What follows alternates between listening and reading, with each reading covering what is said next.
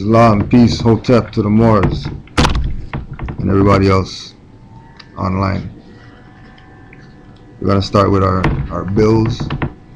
So don't forget, Hidden Colors, the lecture by Dr. Phil Valentine, Saturday, February 23rd, 2013, 2 p.m. to 6 p.m. C.W. Jeffries Collegiate Institute, 340 Sentinel Road. $20 donation, and for vending inquiries 416-402-9677. Right, and oh yeah, today is the 12th of February. So Phil Valentine in Toronto, there's the date, February 23rd. Just so you know, putting the information out there for the people so they know what's going on in their city, in their jurisdiction. Second, Wednesday, February 27th, 2013, Pan-African Comedy and Consciousness.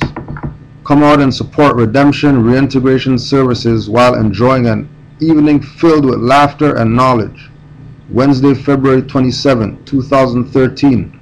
Location, the Drake Hotel, 1150 Queen Street West.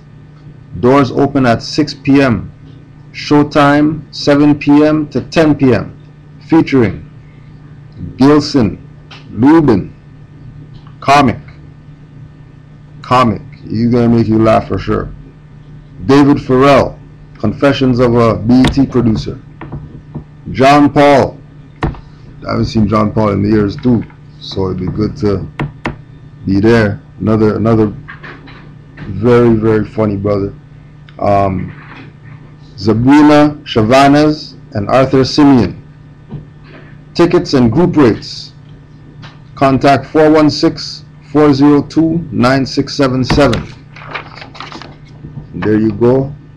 So again, all these presentations are provided for by the Campaign for Equity and Education. All right. And that one, the date is February 27th, 2013. So you know Canaanland's staying busy. Once again, Campaign for Equity in Education presents African-Centered Homeschooling Lecture Part 2 with Brother Mwalimu Baruti, Saturday, March 2nd, 2013, 1 p.m. to 4 p.m. and that's going to be at 1460 Midland Avenue, right? And that's Saturday, March 2nd. Right? All right, let's get down to business. So last week, before we got rudely interrupted an hour into class with having to deal with just madness, right? Noble Drew Ali bashers. We were talking about the divine warning by the prophet for the nations, right? Now today's class is basically telling you, showing you that how blind some of our people are, that things have been in their face and they've watched these things, seen them, you know, been indoctrinated and all that, want to point fingers at people without recognizing that their story about themselves, their true self, has been presented to them a long time ago, right? So what you're going to do for yourself is you're going to go read the divine warning by the prophet for the nations, and that could be found on majority of websites out there. Just punch it in, divine warning by the prophet for the nations, and you'll get Noble Drew Ali's writing that we were talking about last week, right? Read that, read it a few times, and really understand what he's saying, right? Really digest what he's saying, because he's making very clear, he's making a very clear point that as far as Moors are concerned, our job is to be constitutional in all of our activity, right? Like we have to be constitutional. If we're not civic minded in our approach, then expect abuse. It's just that simple, because there's no two sides, right? He brought the divine warning the nations. The foreign occupying forces put out their warning, even though they kept it secret, called King Alfred Plan, to warn Negro, black, colored people who call themselves the minority, right? These people that call themselves minority and who say that, you know, Moors are going into Black's Law Dictionary and they're looking up words, and you know, these are European words and all this type of stuff. Law, right? When you deal with law isn't something that belongs to any nation on the planet. Law is something that's universal. There's universal law, right, that governs everything. So if that law governs everything, why wouldn't all the other law govern everything, right? But our people want to pick and choose what they want to do, and you know what I mean, when their freedom is presented to them, they want to throw it away, right? So the minority game that's been played with our people puts you under the status of ward, right? Now, if you're in the status of ward, that means you're under wardship, right? And if you're under wardship, this is what it means. So this is what it means when you say you're a minority. When you say you're Negro, black, colored, African, Canadian, African American, Negro, Trinidadian, Jamaican, Caribbean, West Indian, Indian, Cherokee, Chippewa, Ojibwe, whatever, this is what you're saying. This is what you're identifying yourself as. In military tenures, the right of the Lord to have custody as guardian of the body and lands of the infant heir, without any account of profits, until he was 21 or she 16. In sukage, the guardian was accountable for profits, and he was not the lord, but the nearest relative to whom the inheritance could not descend, and the wardship ceased at 14. In copyholds, the lord was the guardian, but was perhaps accountable for profits. So a ward in military tenures is the right of the lord to have custody as guardian of the body and lands, not property, the body and lands of the infant heir, right? So being that Moors are the infant heir to the Moroccans, right? A foreigner has come and has put us under wardship through contracts. And once you get into these contracts, now you become property of whoever's contract that is, right? So being that we're wards, based on this definition of wardship, it would be in our best interest to get out of the wardship status immediately, so we can get back our body and get back our lands, because we are the true and divine ancient heirs that are in this time now, because we know that we are the ancestors, right? So it's about getting ourselves out of wardship. But being that we've been under wardship for such a long period of time, the great God of the universe decided to send a prophet in order to tell us that we're not Negro, black, colored, or wards, that we're Moors. And our position as Moors is to enforce the Constitution and to uplift fallen humanity, among many other things that we're supposed to do, right? So because we haven't done what we're supposed to do, other people, right? So we're talking about Noble Drew Ali came in 1913, told the Moors what to do. Moors didn't do what they're supposed to do. Prophet got assassinated, and all hell broke loose after that, right? So after all hell broke loose, and people realized that, you know what, we actually didn't make things better. We actually created a problem with this whole race game, right? Because with the race game, they understood, maybe they didn't understand, right? But being that they're scientists, majority of them understood. Being that they're warlocks and wizards and they study high sciences, they know that if you get an individual to have a certain mindset, that mindset is going to transfer to their actions, right? So they got us to think black, which Noble Drew Ali taught us black according to science means death. And when we look out in our community, just last night, 15-year-old brother got shot out here. So we can't say that we're not deaf people right now. We can't play the game that, well, no, you know, because black president, you know, everything's all right. Stop fronting. You got serious issues to deal with. And the biggest issue that we have to deal with is, who are we? Because we don't even know who the hell we are. Everybody else knows who we are, but we don't know who we are. So this class is, you're blind to the facts because everything is out there.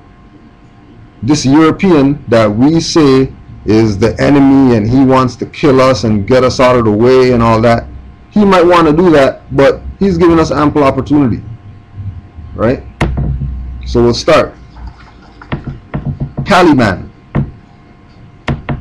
Caliman is the name of a Mexican comic book hero, very famous across Latin America. So Latin America includes Mexico going south. So if you know any people from those jurisdictions, territories, make sure you ask them about Caliman, so you can know that this is something that is a very famous hero, or he is someone that's a very famous hero across Latin America, not across one country, across Latin America. So anywhere that they speak Latin in America, they know about Caliman, right? He was created by Rafael Cuthberto Navarro and Modesto Vasquez Gonzalez. The Caliman comic book depicts the adventures of Caliman and his young companion Solon, an Egyptian boy who is descended from pharaohs. Remember, the Egyptian boy is descended from pharaohs. Caliman had his own radio show since 1963. Yeah, bless this. Which featured adventures that took place on exotic sites. The comic book was born due to the huge success of the radio show of the same name. Origins and powers. Caliman's origin is unknown, which adds to the sense of mystery that surrounds the character.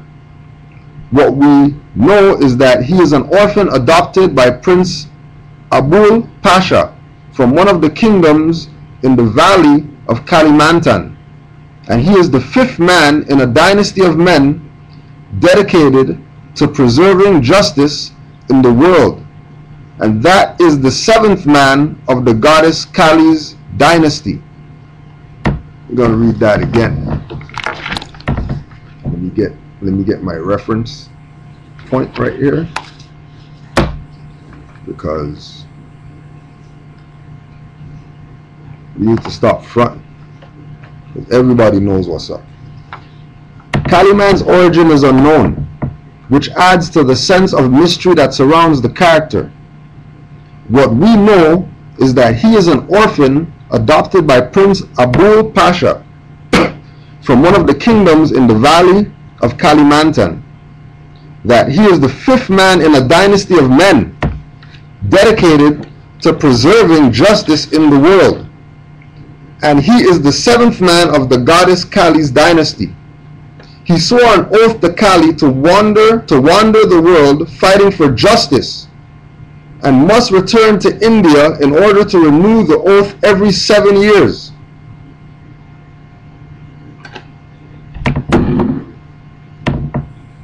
Caliman wears an all-white outfit with one mark the jeweled encased K he wears on his turban. He does not use weapons except a blowgun with tranquilizer darts and a ceremonial dagger that complements his costume.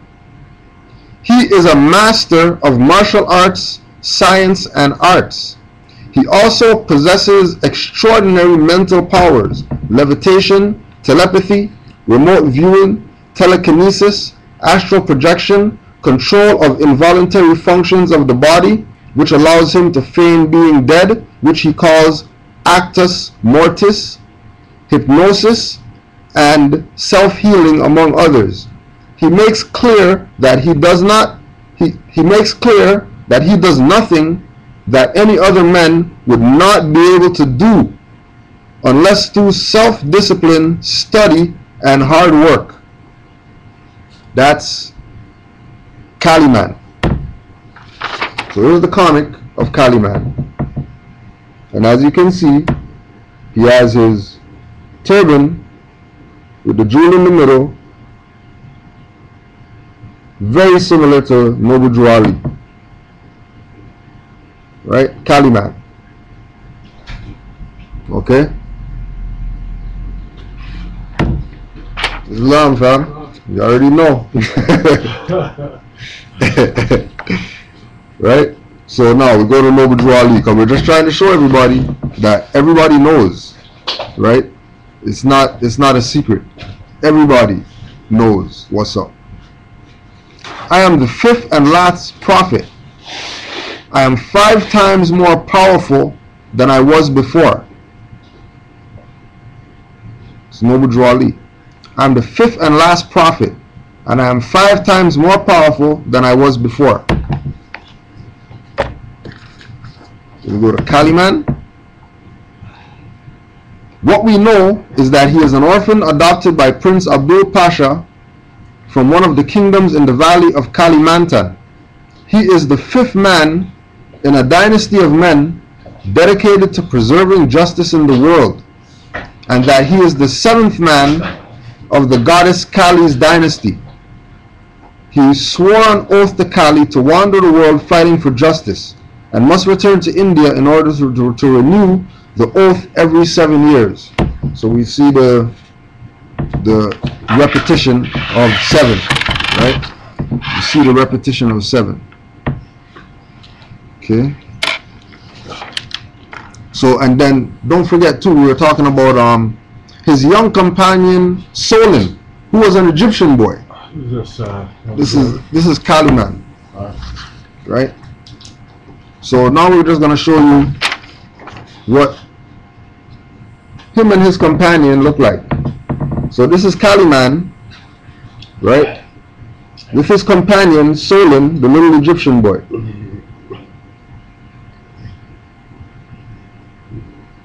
It's like you just digest. Don't forget, this is a Latin American comic. And look at brother's headwear. This is Latin America.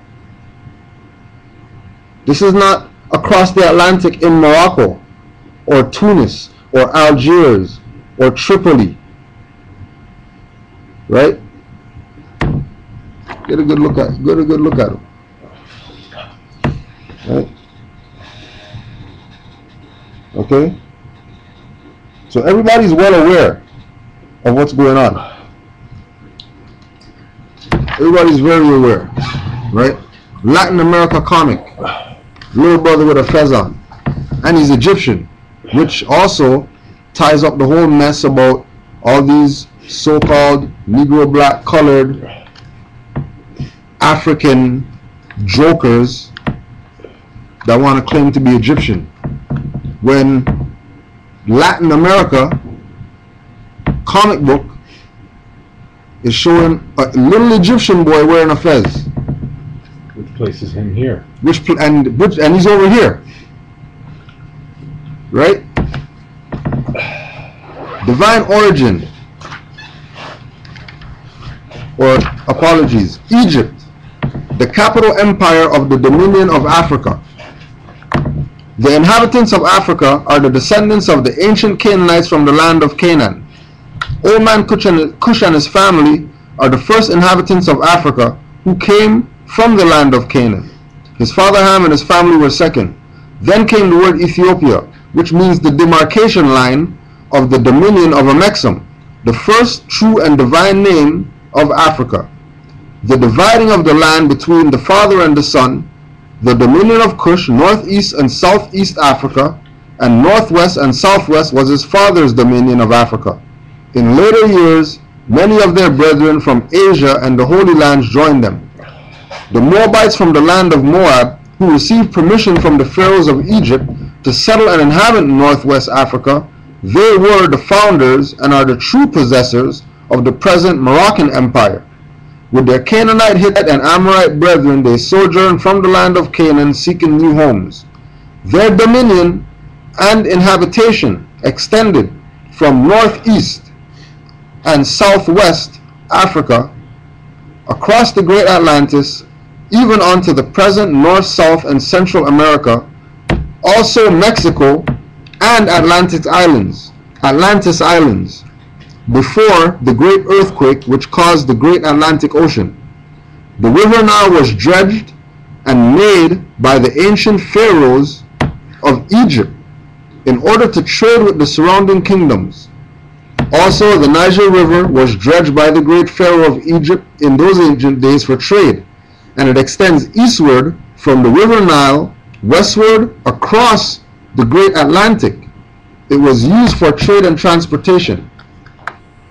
According to all true and divine records of the human race, there is no Negro, black, colored race attached to the human family, because all the inhabitants of Africa were and are of the human race, descendants of the ancient Canaanite nation from the Holy Land of Canaan. What your ancient forefathers were, you are today without doubt or contradiction. There is no one who is able to change man from the descendant nature of his forefathers unless his power extends beyond the great universal creator Allah himself. These holy and divine laws are from the Prophet Noble Jew Ali, the founder of the uniting of the Moorish Science Temple of America. The founder of the uniting of the Moorish Science Temple of America.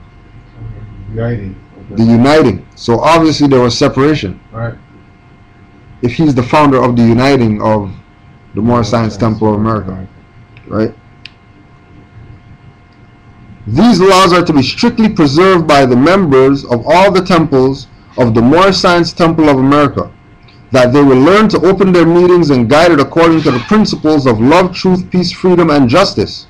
Every subordinate temple of the Grand Major Temple is to form under the covenant of love, truth, peace, freedom, and justice, and to create their own laws and customs in conjunction with the laws of the Holy Prophet and the Grand Temple.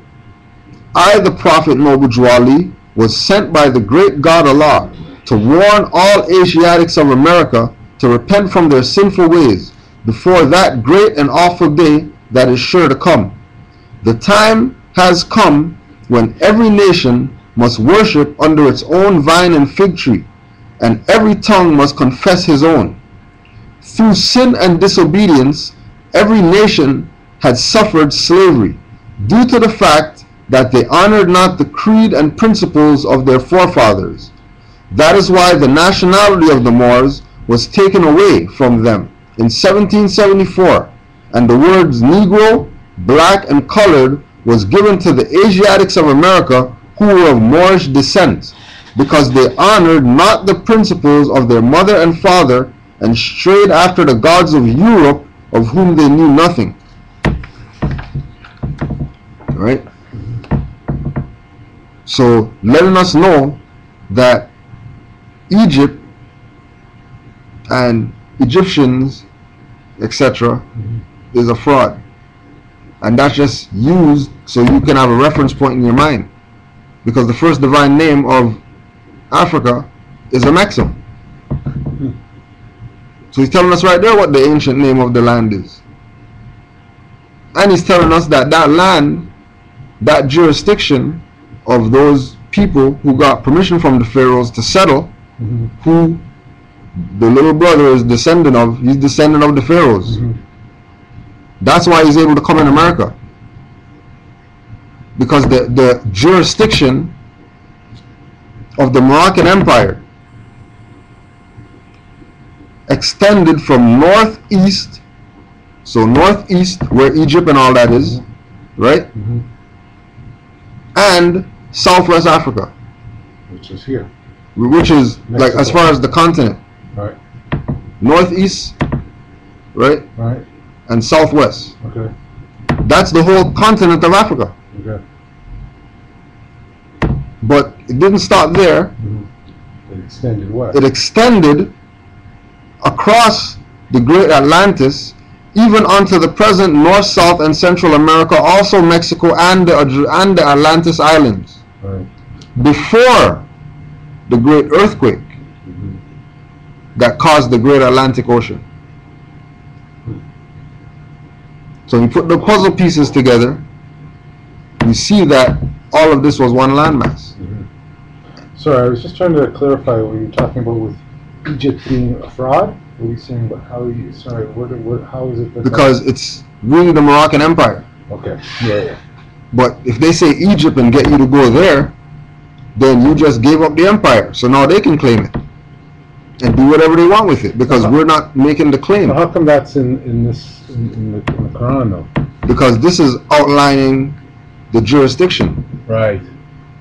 Letting you know that even if you come from over there across the Great Atlantis, and letting you know that's also, still the Moroccan Empire over there. But letting you know also that what they call Egypt is a fraud, in a sense. Because there's no such thing as Egypt. Right. That's Mizraim over there. All right.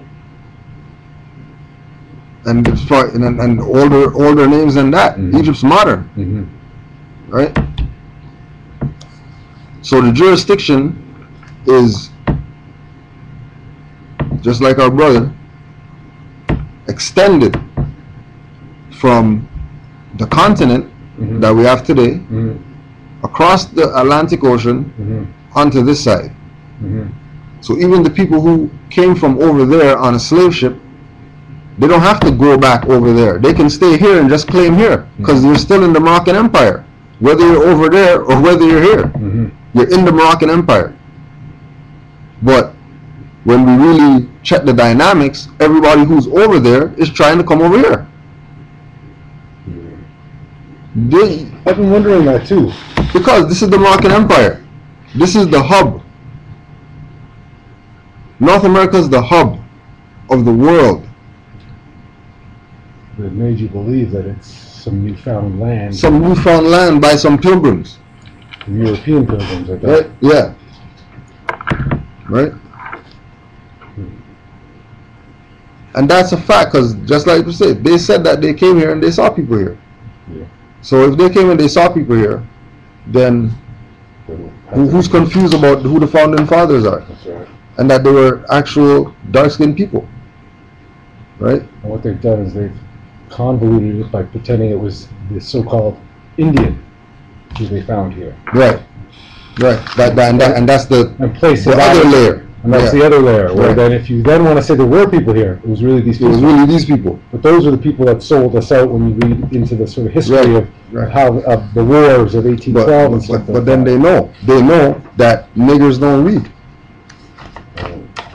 So because niggers don't read, they don't really. They can push it Indian, because niggers gonna go with it. Yeah. They're gonna go with it, just because, right? They're not gonna question anything. They're not gonna. That's where you see that coin there when they that's the one with Chickasaw. Turn it over, and you'll see it says Chickasaw on the edge. Chickasaw. Oh, it says E pluribus unum too on this. What is that? I was trying to figure out. I was gonna. What is E pluribus unum? I knew that had something. I think one under one nation or something like that. And then it says Chickasaw. Yeah. And then it says Oklahoma. On the other. Right. Yeah. I don't know what, but I mean. I got a magnifier. There it is right there. I don't know if y'all can see that, but you can see the size difference. And then it has quarter. It doesn't say 25 cents like it says here. It says quarter dollar. Yeah. Which is interesting all on its own. She had another one, so we could test the drop. Yeah. Oh, you mean the drop in? Yeah. Chickasaw. So I don't know what that. I mean, we got to do some research on that too. I mean, there's something here, right? Most definitely. Most definitely. Now we were talking about, since you brought that up, talking about, we're talking about the finance, the money. All right. Let's deal with this George Washington Masonic Museum, right? So this is George Washington Masonic Museum in Alexandria, Virginia, right? And remember who hit the nose off the Sphinx? No, sorry, not. Okay, who was it? Alexander the Great. He smashed the nose off the Sphinx? Okay. Right. And what was the purpose of that for?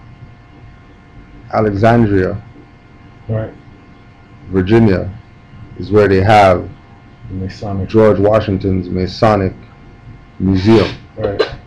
Make sure you go to MorrisCivilLetter.net.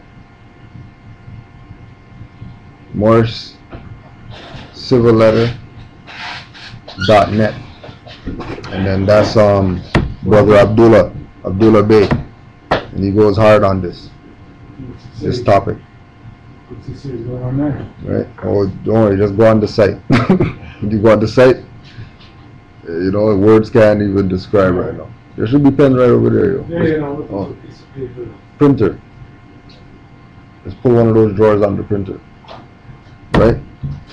Now, when you look at this picture, keep in mind that if you go on I don't know, Google Earth or one of those things, right?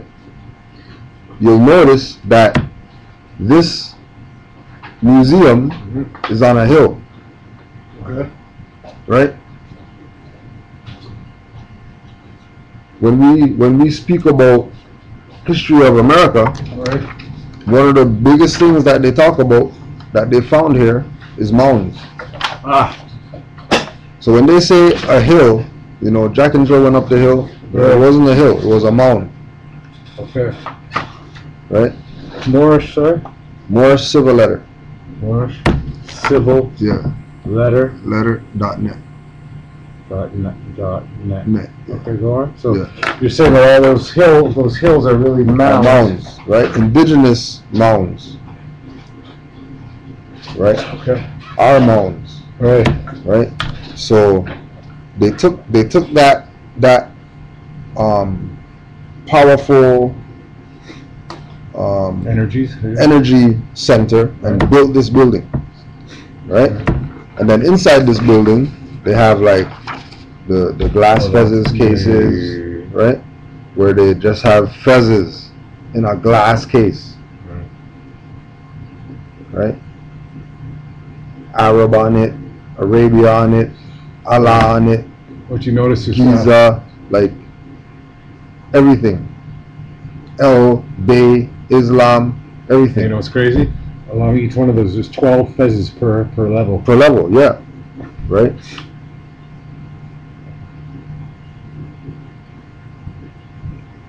Because that's more science. Each one representing probably the month, right? Or something. Right? So the point is that they know.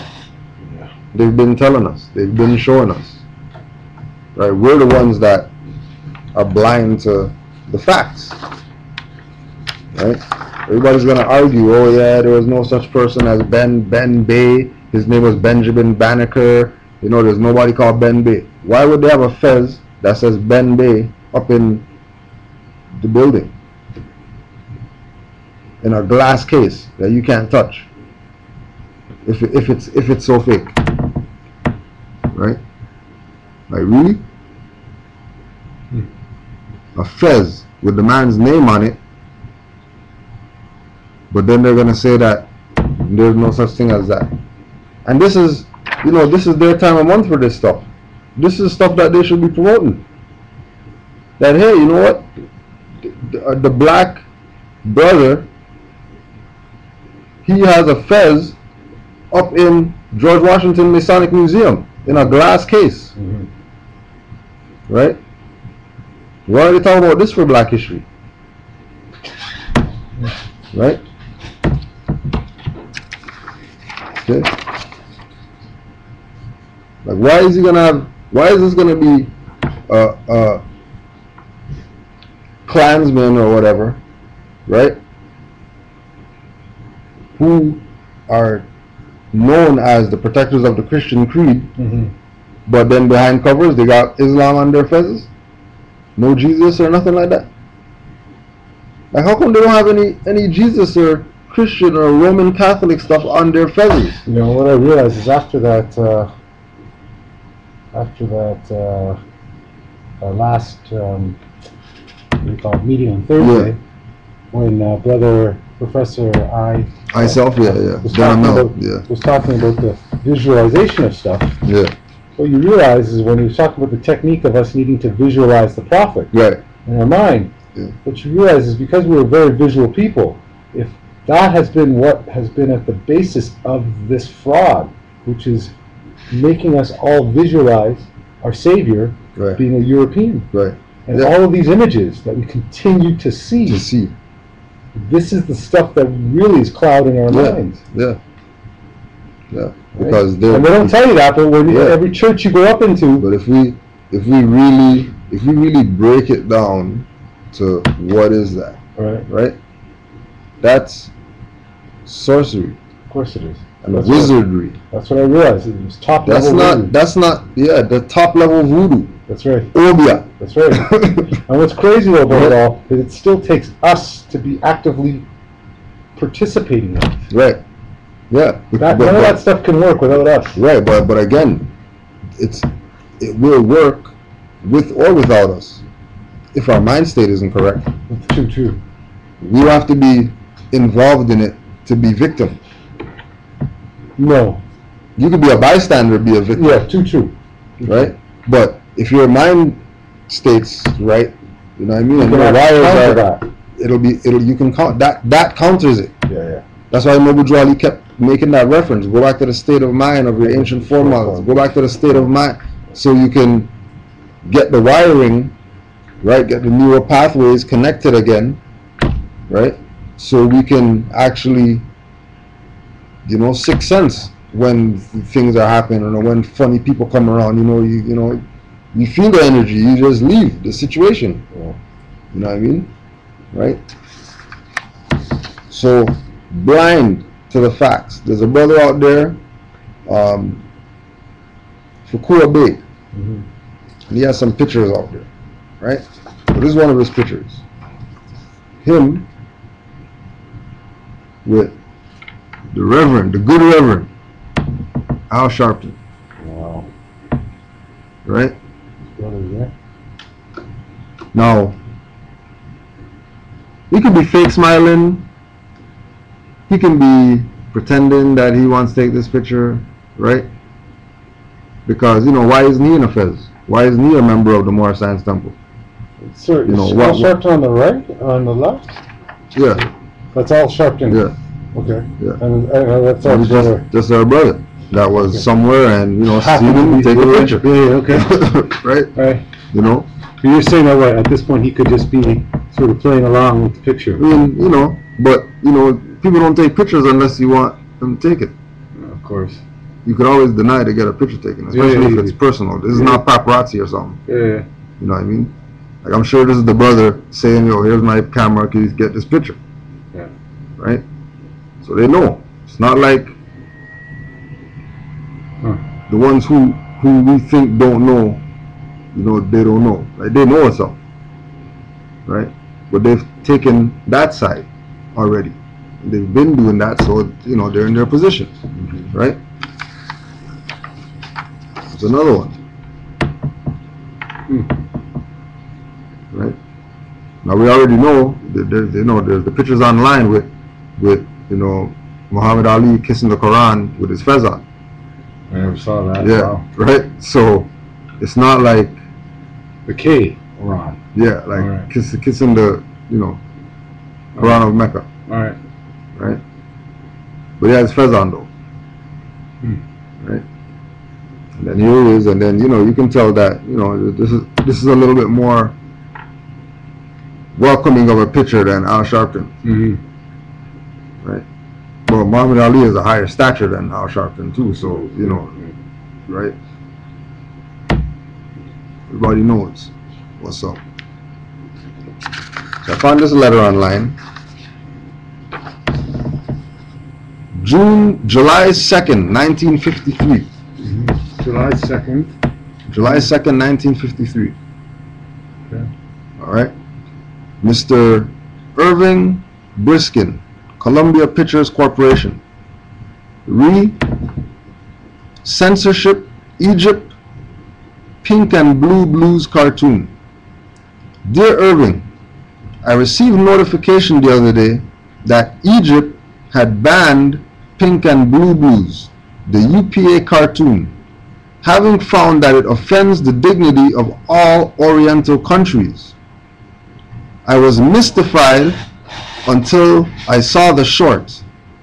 Apparently, the objection is the fact that Mr. Magoo wears a fez.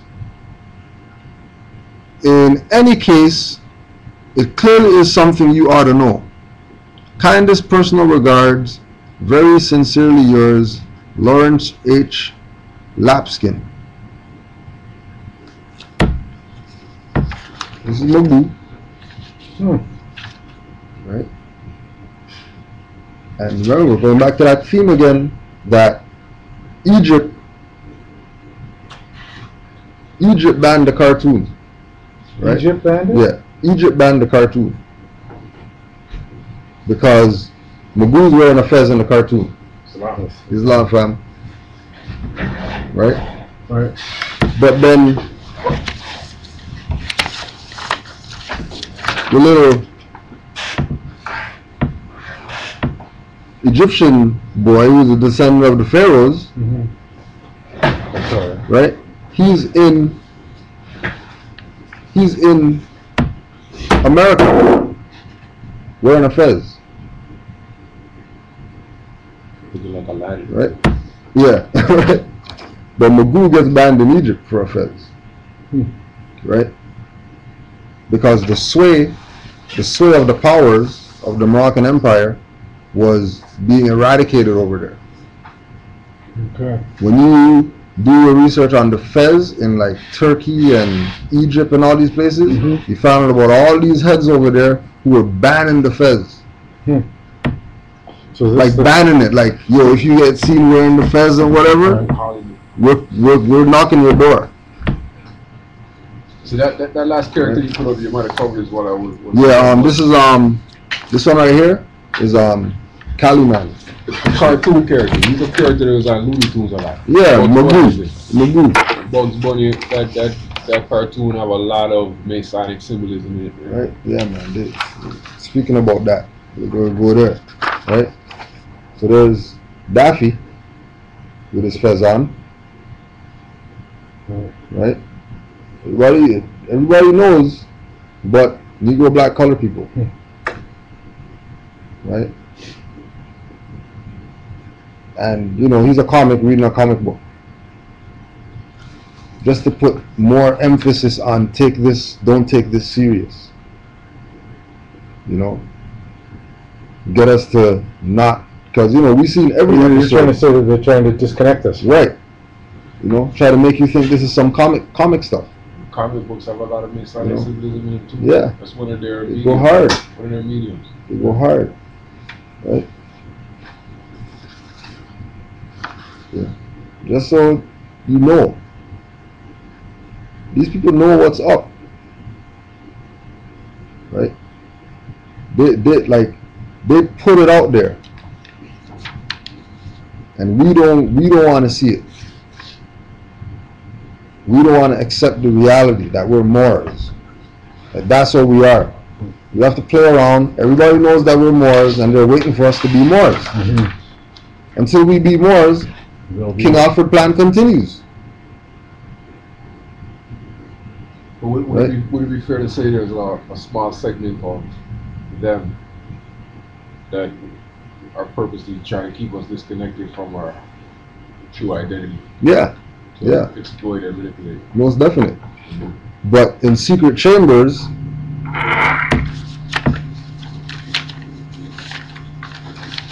right, they're gonna, try to take the Moors out or whatever, keep us disconnected. But if you go to their museum, like they have everything just laid out sitting there, oil paintings and stuff in glass cases or whatever. And you just gotta know where to go. And then they're not gonna go to this place for a trip on Black History Month, but they're gonna go see some underground railroad crap while people running through bushes. When this was going on at the same time as people running through bushes, but we're gonna focus on the running through bushes as our history, and then we're gonna disregard our connection to the government, and it was our confederation that had a constitution that assisted them in drafting the constitution that they have today, that they say is the constitution. Commerce on all yeah. Right? No. Everybody knows what's up. Right? Right? Uncle Plunkle Stan. Right? From Mystery Shack. These cartoons. Right? What? Right? And to the point where the fez is tacked down and everything. Right? Tassels tacked down, that has the star and everything like that. And throughout the whole thing, he's just this mysterious great uncle of these two people, Medell and Dipper or something like that. Right? Like how aren't we seeing what's going on? I think Target said it best. He said, I guess what I sense here, right? For them to use our science, they have to use our science, right? Right.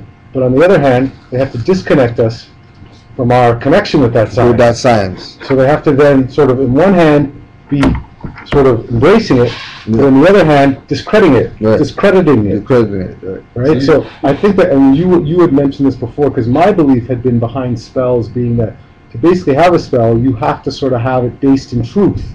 You said that there had to be some sort of complicity, that you had to be involved with it. Yeah. So to me, it's the same sort of thing, right? Just different language. Right. But really, what's behind it is science is the science.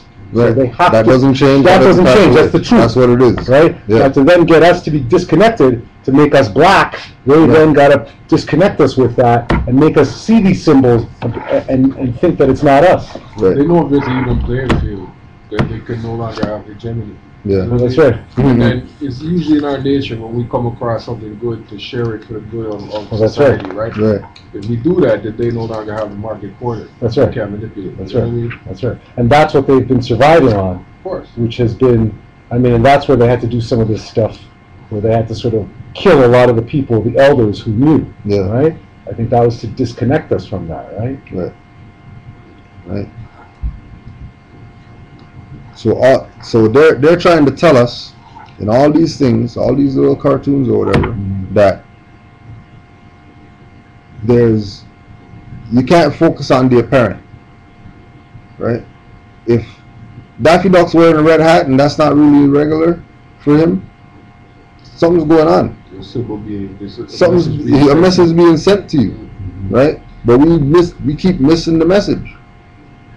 We keep missing the message. Like, some of these things are like 1960s cartoons. This is not modern stuff. This is old cartoons. We grew up watching these things Saturday morning, man. No, but this is where I think this is where the real damage has been done through the miseducation and the training, right? That stuff, when we were sitting around Saturday mornings, we didn't understand that we were being trained. Right. At that point. Right? We weren't aware enough at that point. Right. But remember, we're saying that we're being trained, but they're showing this. They're dumbing us down, man.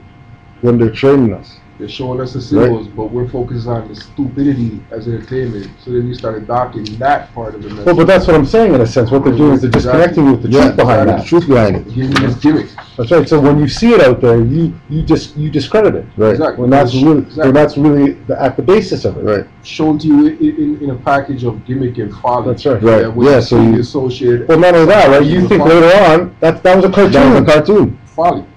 Yeah. You know what I mean? Yeah. Right. Right. My Little Pony. Why is My Little Pony wearing a fez on? Wow. While it's studying, scholarly. Like My Little Pony. Itself. Wow, that's a My Wearing Little a Pony. fez? While enlightening itself. Like learning. Or teaching or something. Because that looks like podium. Right? If My Little Pony could freaking have a fez on. Like, something's interesting, definitely right? If you think about that symbology, right? The glasses seem to me to symbolize clarifying things, right? Right. But then when you check it, though, the glasses are foggy. Oh, yeah. You know, like the tint of the glasses is Symbols upon symbols. right. Depths upon Right? depths. Yeah. Right. Super depths. Right.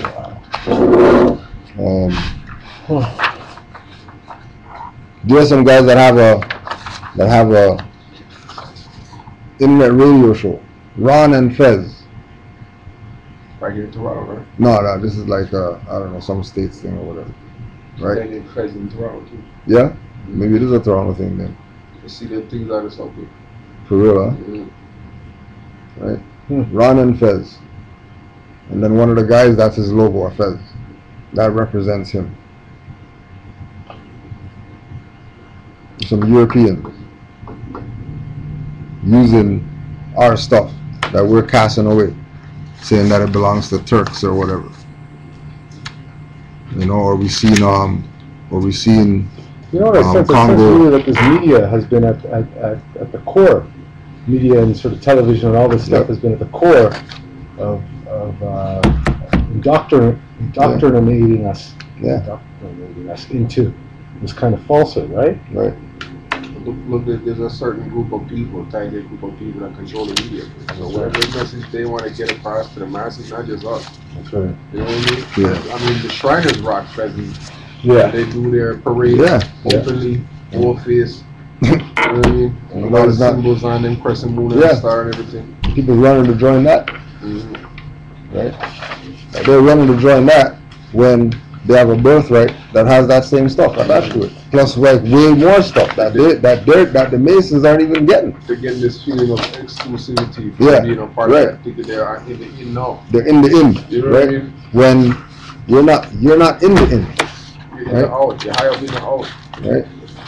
You're not in the in. Oh. There's next one in there too. That's pretty good. Yeah. Right? They're not in the in. They think they're in the in. I respect.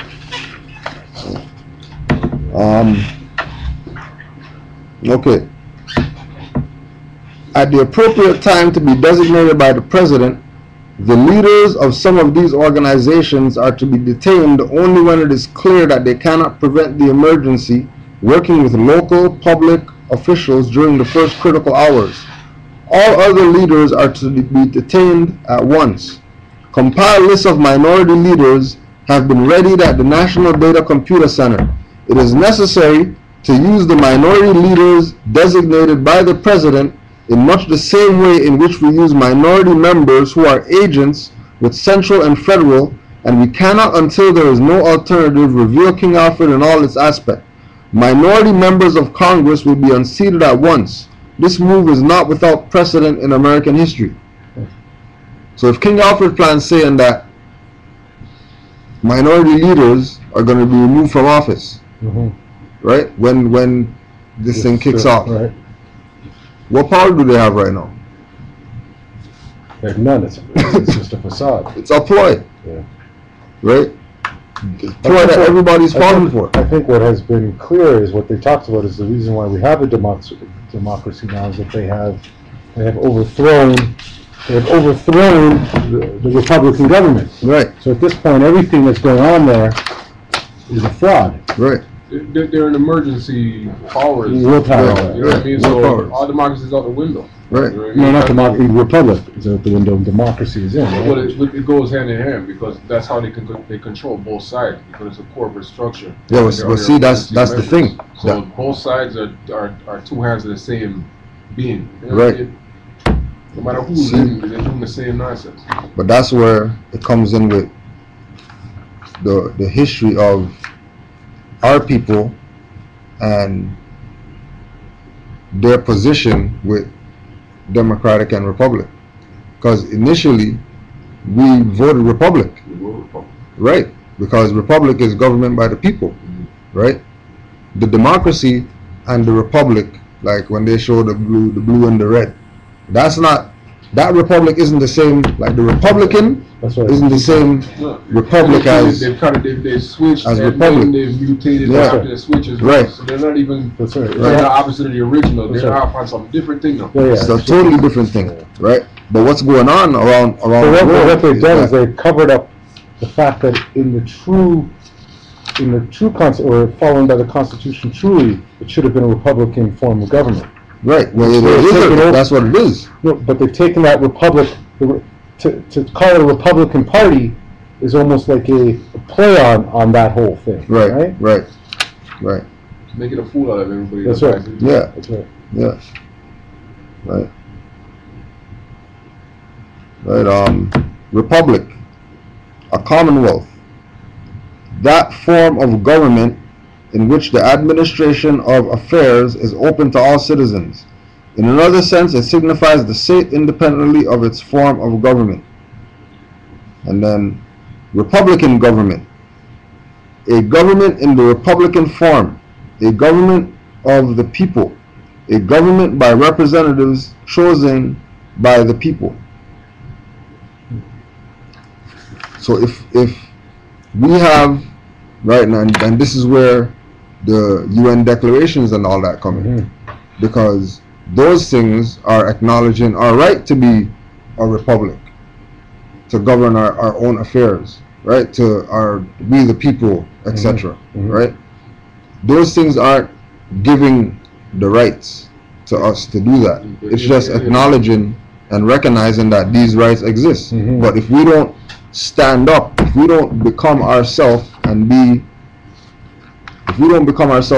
in full life instead of civiliter mortus, right, then we lose.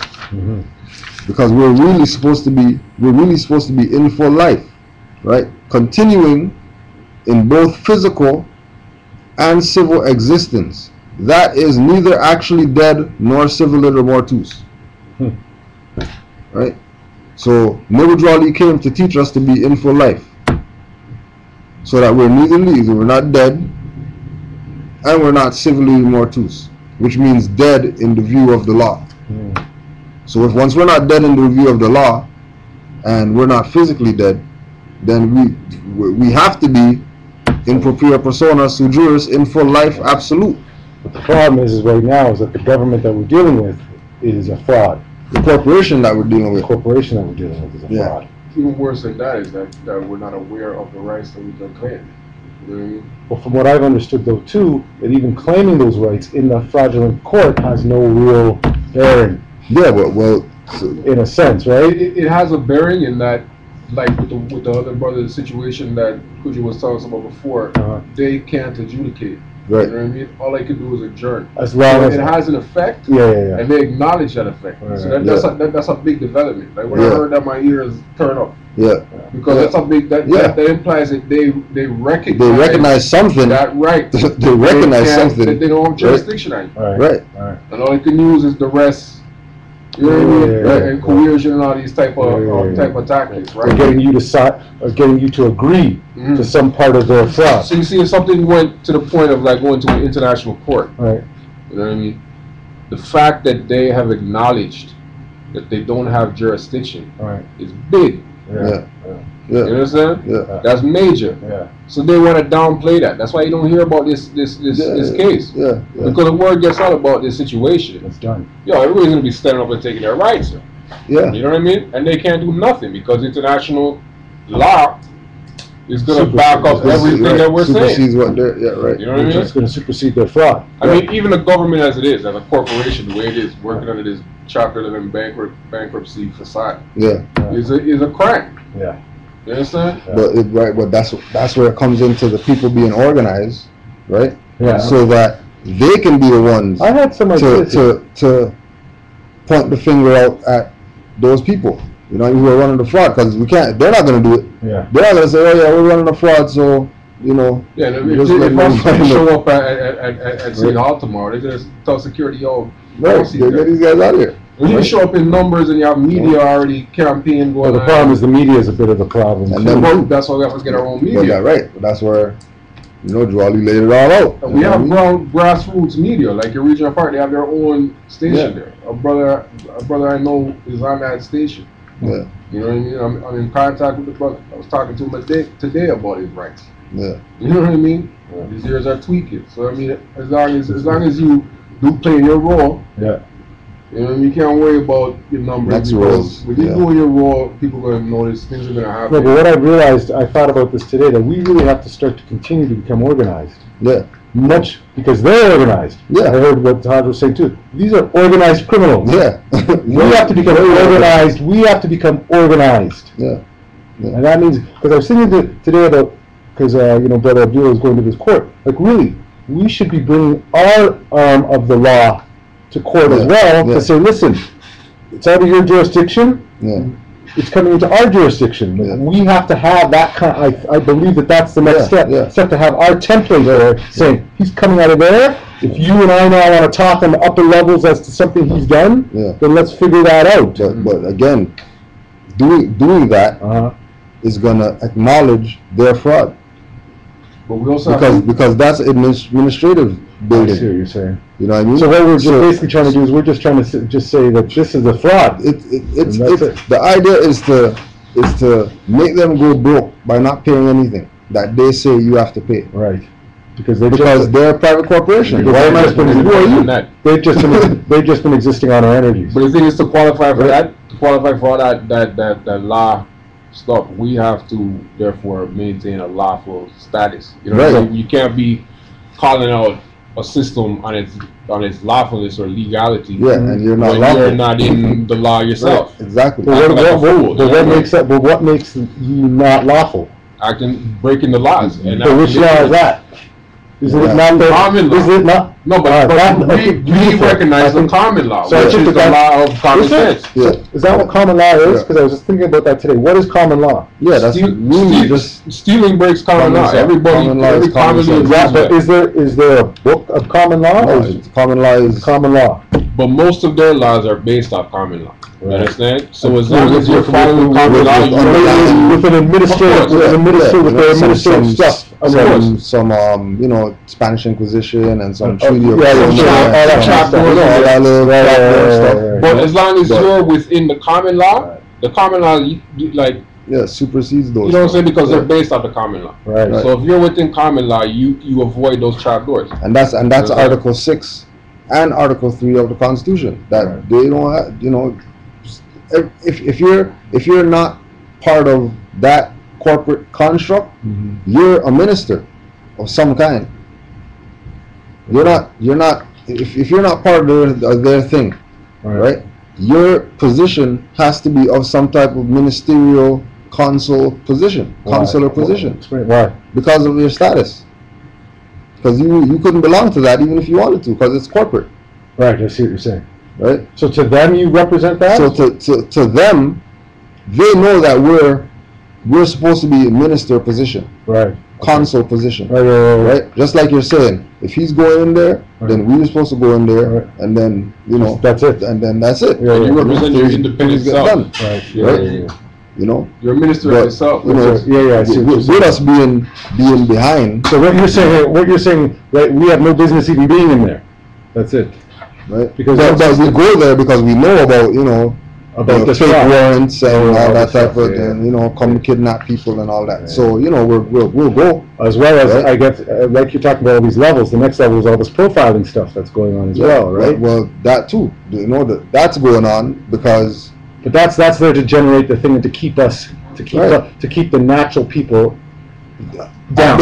And just had them acting up and going outside of common law and then falling victim to their case. Well, because what I realized on top of all of that stuff is the education, the training that they've given us, as well as the lack of opportunity within their construct. See, but there goes right back to the thing again, that if that's their construct, right, then we shouldn't even be... No, and I agree with that, but what I'm saying is from, let's say, because, I have to take responsibility for my shit that I'm doing, right? In the sense of playing it, like, I shouldn't be going to work. Right. We shouldn't be doing the slave.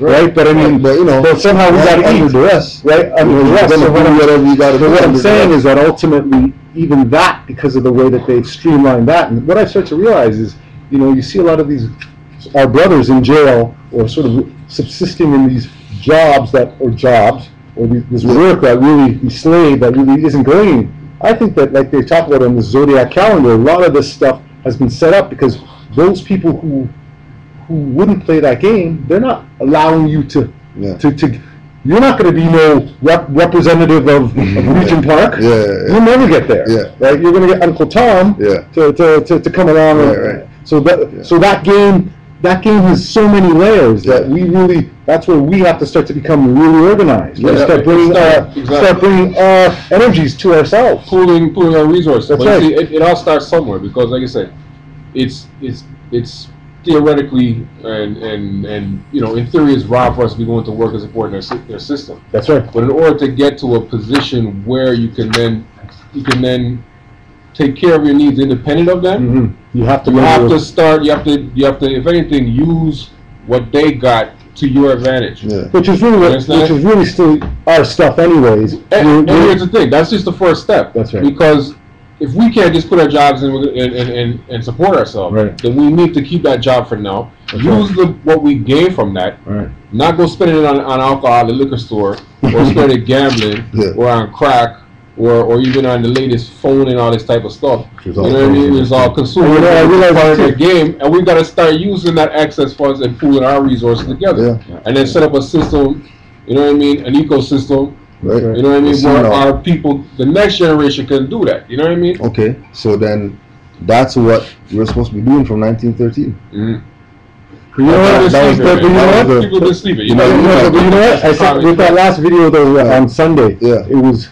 Because you remember the last time we were here Tuesday, you weren't here, but you were talking about Ola Khan. He was talking about how the spirits were getting mad because we were going to make our move.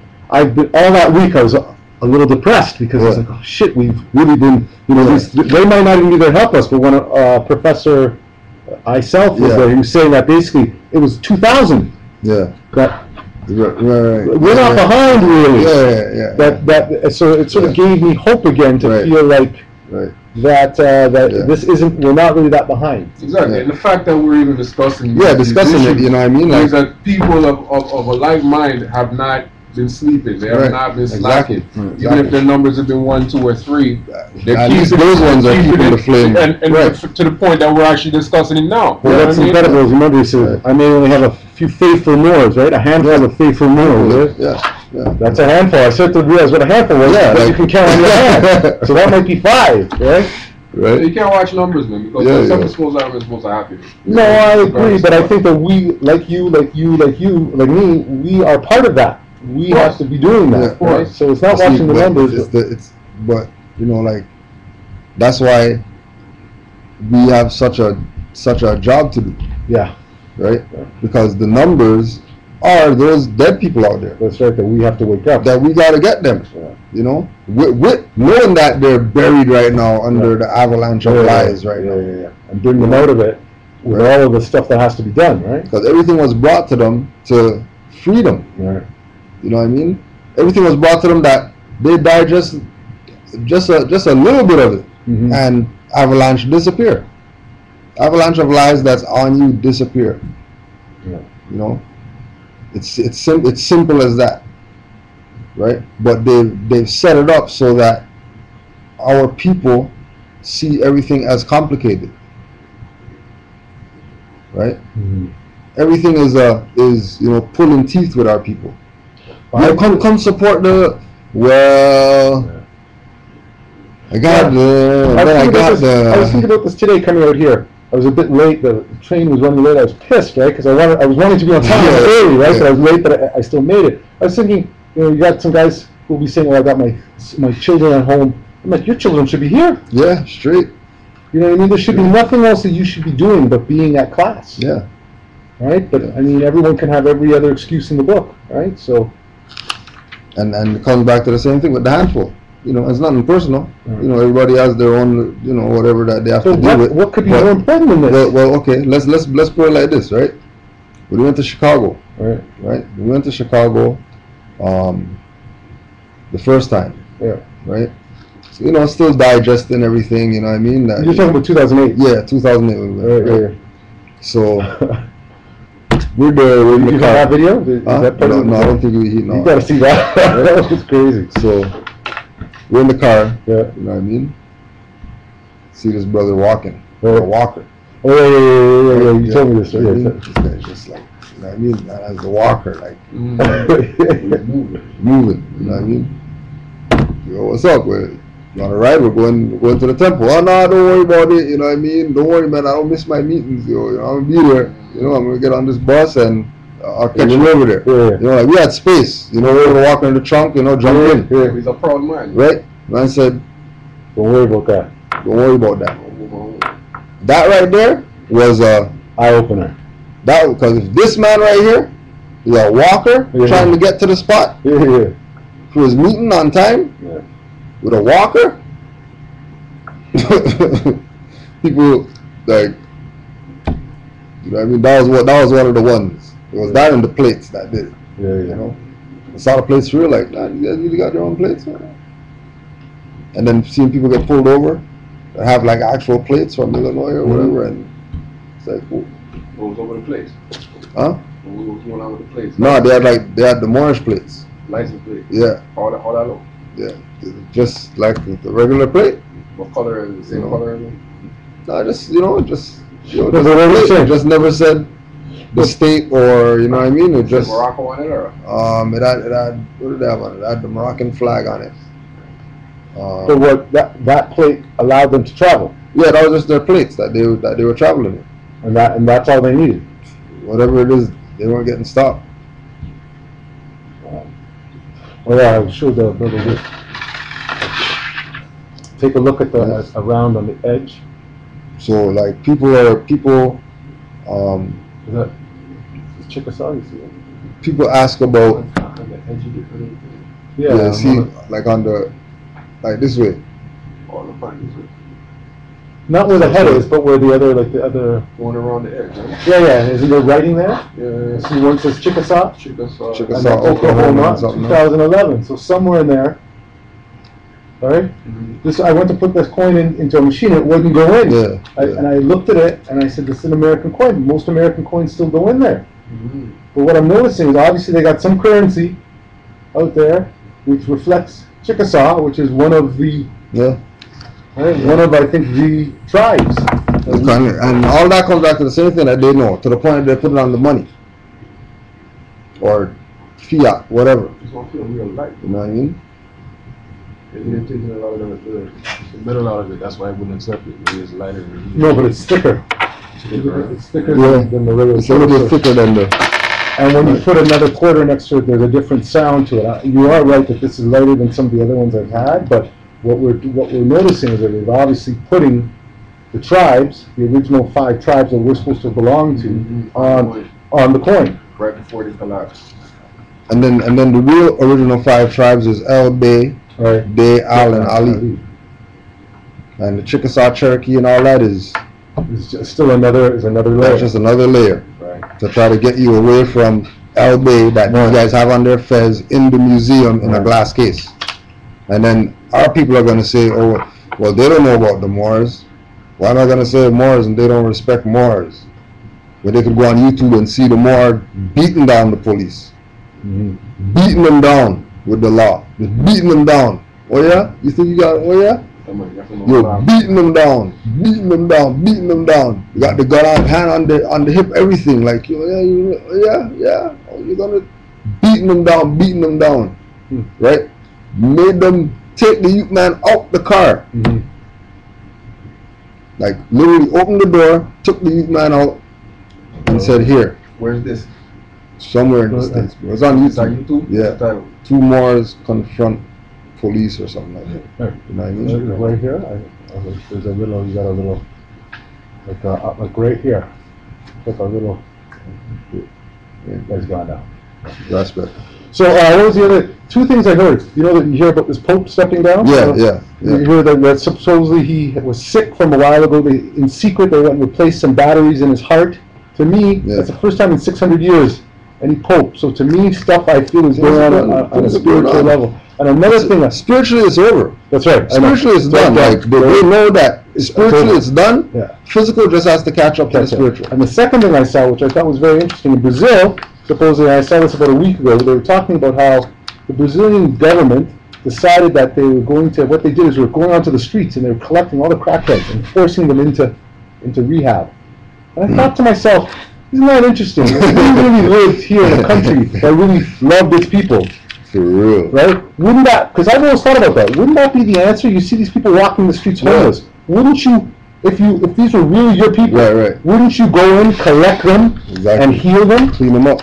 Right? But not if they are what you call 13th, 14th citizens or slaves. Right. You would let them, because what you know is the only time those drugs are getting in here is through the actual powers that be bringing that shit in to enslave us anyways. Exactly. So they're playing a necessary part in the system. Right. Well, that's right. Needs them, so they don't want them out the street. Well, that's right. But this system. No, but that's what I'm saying to you. In Brazil, where they consider them to be part of the whole, they're looking after them. Here, in the system where really it's all illegal anyways, what they're doing is allowing that stuff to go on, but telling you then that it's illegal. So on one level, you got man selling to you, but then on the other level, they got his boys coming to arrest you. And KRS-One has a song like that talks about it. The only way this stuff gets in here is through the government anyways, right? If you're not down with them, you ain't getting nothing. That's right. Hope games, crack games started it's all, New York. That's right. Yeah. They put that into the neighborhoods they just put it in the neighborhood. They selected people. That's right. You know what I mean? Well, people, you know, ex-cons that like on the, before 3 just strikes, like they had 2 strikes left, 1 strike left. Yeah. And they bring them in.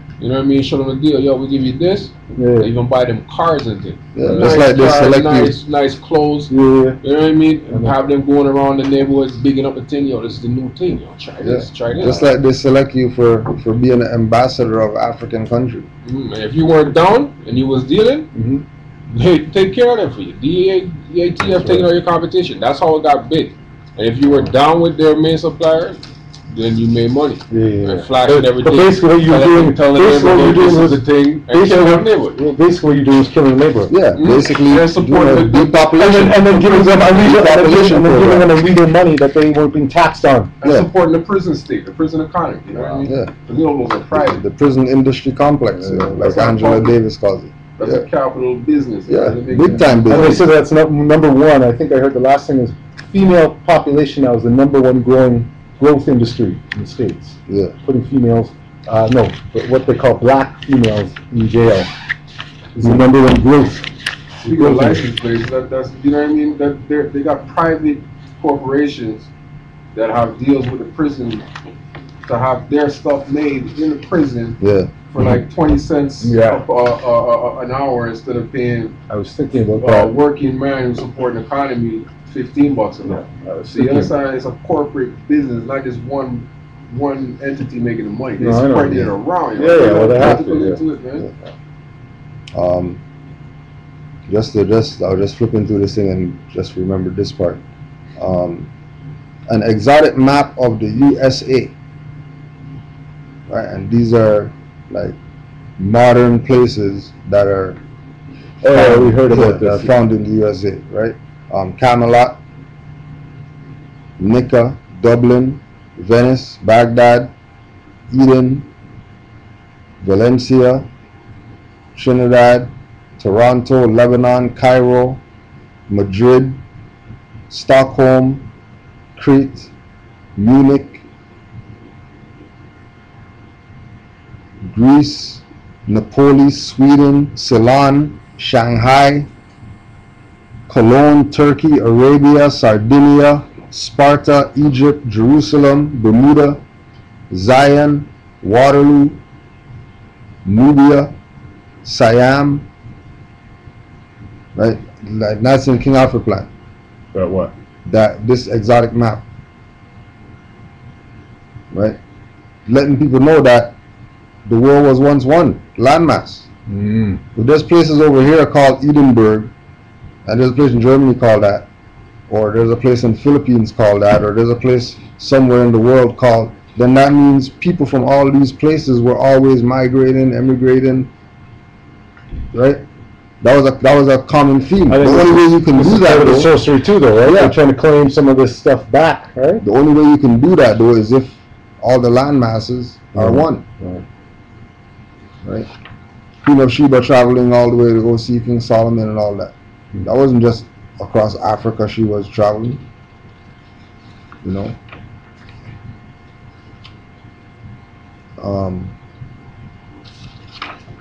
Also, too, just to go back again, everybody knows, and if you don't want to know, this is what they have planned. Survey shows that during a 6-year period, production created 9 million objects, or 1,500,000 each year. Production could not dispose of the containers, which proved a bottleneck. However, that was almost 20 years ago. We suggest that vaporization techniques be employed to overcome the production problems inherent in King Alfred.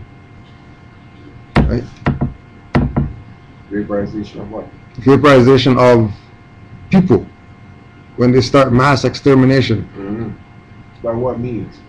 Vaporization, like yeah, like vapor. Like no Hitler, no bones left over bodies and all that. Dust. Vapor. Crematorium. Like not even that, vapor. Like that's it. No evidence. No evidence. Like how they make gold dust out of gold. Yeah. Vaporization. Right. And it's a serious thing that people take for a joke. Right? They just said with this new shooter guy that they're looking for now, army guy. They caught him, eh? Right, that they're looking for. The guy in LA? The LA cop? Yeah. How is it that they're shooting after innocent people? Ramming people's car thinking it's him.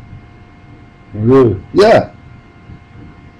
There was 2 ladies that I think that they killed or something like that. They rammed their truck, shot up their van when they were delivering some newspapers or something. They thought that was the guy. What was this today? Yesterday. Probably like a few days ago, probably. Last week sometime. They're probably keeping that a hush now. I just saw on the news that I think they got him barricaded in a cabin or something. Right? Like all diversionary tactics. Right? Because that's not no different than Muhammad or whatever, shooter guy. Same thing, you know, plaster guy's face on the thing, you know, everybody looking for this guy, find him holed up in somewhere. But what are you saying that the significance of that is? It's regular. Oh, you're saying that's the regular theme, just like school shootings. Regular. That's a operation. You know, you're just sitting there, just waiting for the operation. Like, oh. Sandy Hook was like next false flag, you know? Yeah. There's evidence of that. There's enough evidence of that. No. False flag. In terms of what? In terms of it was an inside job, man. Half of those people they have interviewed are actors. There's enough evidence of that. No, but what's the purpose of that? Just to off people? Yeah, gun control, depopulation. They can't come in with a military police state when all the population has 2-3 guns each. Right. So they lawfully. Exactly. So they got to by law change the law. That's what the Oklahoma City bombing and all them things are from then. The first 9/11, the first World Trade bombing. Right. You know what I mean? They want to take away the people's guns, like mine said, lawfully, by law, so nobody can talk. You know, it's interesting, funny that you say that, because right after that, this is where I talk about the sort of, what do you call it, the hypocrisy behind it, because then they have Obama voting against having military-style background checks for people getting guns. So you think please play good cop, bad cop. Well, that's what I'm saying, but that's what I found interesting. I was like, wait a minute, how is this president saying right after the shooting that you shouldn't have military-style background checks? Yeah. Right. So, like you're saying, it is this, but that's why I say the confusion really gets to you. Yeah, but if you look at, you know, like we can talk about we can talk about military background checks for guns, right? Right. But, military style background, yeah, military makes style it much more right, strict, stringent. Yeah, right. Strict. Right. But you call some dude from the Philippines up here, he'll take out all those guys with guns with a slingshot. All right. and not need any guns and bullets or whatever. Really? Yeah. Yo, see back home, yo. Back home, like, you make slingshots, huh? Yeah, okay. Make them, like, make it. Yeah. You know what I mean? Cut up your bike tube or whatever. Yeah, make slingshots, bro. And you're hitting something 500 feet, huh? Some serious rubber, man. Really? Yeah, yo. You know what I mean? Like people, like you know, like okay, it's like this, like the little people, right? The little people use the regular tube, right? So you know, bike tube, you know, little rubber or whatever, right? Rubber band, just, use rubber band. But then you have like the industrial group guys, right? The guys who are in the club, the slingshot club. You know what I mean? And they're using like truck tube. They're using like truck tube. Talking about like military grade. Yeah, like they're like truck tube. You know what I mean? Like everybody's going to a little tree out here. They're picking off a little Y shape. These guys are like sawing off their Y. Right? Maybe even using metal tube or something. Yeah, right. Even that. Yeah, right. Yo, and those things, you can do damage with slingshot. Yeah. Especially use something like a ball bearing. Yeah, you know, ball bearing and a slingshot. Bro, you don't need guns. You know, that's even like the talk when they go. You know, like there was few people like high school, in high school, like their parents, uncles or whatever. You know, were in wars and stuff in like other countries coming over here. You know, Albanians and whatever. Yo, and they're like, yo, we don't. Like it's guerrilla warfare when we go to war. We're not shooting people and all that type of stuff. Cutlass, machetes. My brother told me the number one weapon to have when it takes off is a machete. You know what I mean? The cutlass. You know what I mean? Straight up. Like, I can imagine it. My man's busting in your house. Yeah, one of those chop off his man. Yeah. He gets a chance to pull out. Yeah. Hands on the ground. Hands on the ground. You know what I mean? Hands on the ground. You know what I mean? Straight. I was looking for this thing in King Alfred Plan on the military. Can't find it. Trust me, soon kick out, man. You don't know. I'm going this Friday. Me and my fiance are gonna go buy some silver, man. For real. Yeah, man. That's. You know what I'm saying? I ain't playing. You know what I mean? This paper money, you won't even be able to use it to wipe your backside soon. You know what I mean? But let's remember too that because it's about energy, right? Because even if you have the gold and silver, you're not gonna spend it because nobody's not gonna be able to give you change in gold and silver. But when it comes down, see that's why there's this army store right by near my place. You know what I mean? Coleman Stove. Them wind up radio, flashlights. They sell army food. Then what they call them? Ration. I ain't playing, man. I got all my books on survival. What plants man can eat. And, you know what I mean? You need them things. You know what I'm saying? Don't get fooled by the Matrix, man. You know what I mean? Don't get back to the ground. You know what I mean? Yeah. Since you're talking about that money thing, okay? So energy. King Alfred Plan. Energy is recognized as the key to all activity on Earth. Natural science is the study of the sources and control of natural energy. And social science, theoretically expressed as economics, is the study of the sources and control of social energy. Both are bookkeeping systems, mathematics. Therefore, mathematics is the primary energy science, and the bookkeeper can be king if the public can be kept ignorant of the methodology of the bookkeeping. All science is merely a means to an end. The means is knowledge, the end is control. Beyond this remains only one issue: who will be the beneficiary? In 1954, this was the issue of primary concern. Although the so-called moral issues were raised in view of the law of natural selection, it was agreed that a nation or world of people who will not use their intelligence are no better than animals who do not have intelligence. Such a people are beasts of burden and stakes on the table by choice and consent. Consequently, in the interest of future world order, peace and tranquility, it was decided to privately wage a quiet war against the American public with an ultimate objective of permanently shifting the natural and social energy, quote-unquote wealth, of the undisciplined and irresponsible many into the hands of the self-disciplined, responsible and worthy few. In order to implement this objective, it was necessary to create, secure, and apply new weapons, which, as it turned out, were a class of weapons so subtle and sophisticated in their principle of operation and public appearance as to earn for themselves the name silent weapons.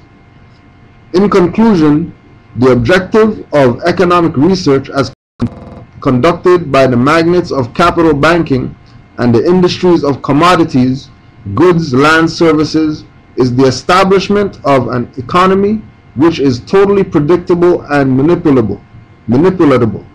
In order to achieve a totally predictable economy, the low-class elements of society must be brought under total control, i.e., must be housebroken, trained, and assigned a yoke and long-term social duties from a very early age before they have an opportunity to question the propriety of the matter.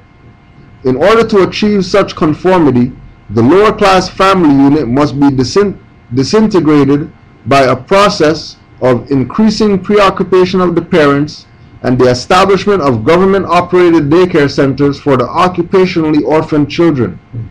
The quality of education given to the lower class must be of the poorest sort, so that the meat of ignorance isolating the inferior class from the superior class is and remains incomprehensible to the inferior class. With such an initial handicap, even bright lower class individuals have little, if any, hope of extricating themselves from their assigned lot in life. This form of slavery is essential to maintaining some measure of social order, peace, and tranquility for the ruling upper class. Right?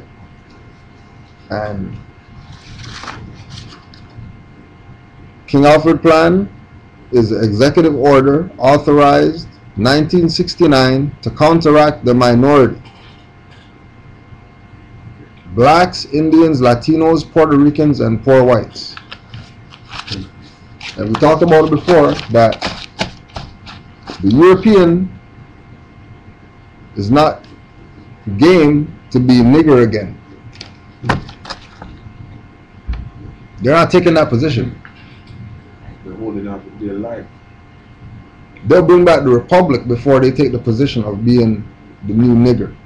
After they exterminate, you know, blacks, Indians, Latinos, Puerto Ricans, and poor whites. So yet again, this is another sort of two octopus thing where on one side they're looking to kill all of these people, right. On the other side they're looking to bring back fairness again. Right. Well, in a sense, bring back fairness meaning the Europeans that are included in the minority. Okay. So the Europeans who are included in the minority, they want the republic back before they be the minority. They'll claim that they're English, Scottish, or whatever, right? And go back to the colonies. I see. Before they say, okay, we'll just be the nigger. Right. They're not going to be the nigger as easy as we are. Taking welfare programs and all that type of stuff. Just but because. what you realize is 90% of those Europeans that are here for a reason, because they were sent away from where they were. Right. But they have the opportunity to go back when they want. Well, yeah, and that's what I heard. That basically we don't have any place to go. We don't have anywhere to go. Right. Everybody else that comes here has somewhere they can go. Right. We have nowhere to go because we're here. That's right. But they disconnected us from here. Right, and we're trying to go somewhere. Right. Or they got to convince that we got to go somewhere. Right. Diabolical. Right? They're kicking our ass out of mind at the same time. And that, right, and the places where we claim we come from, they're not making a claim to bring us back there. Oh, of course, because we don't belong there. Because we don't belong there. But they can't tell us that we don't belong there, because then they would be violating international protocol. Which is what? That they can't tell. You can't tell. If somebody, it's like when people say,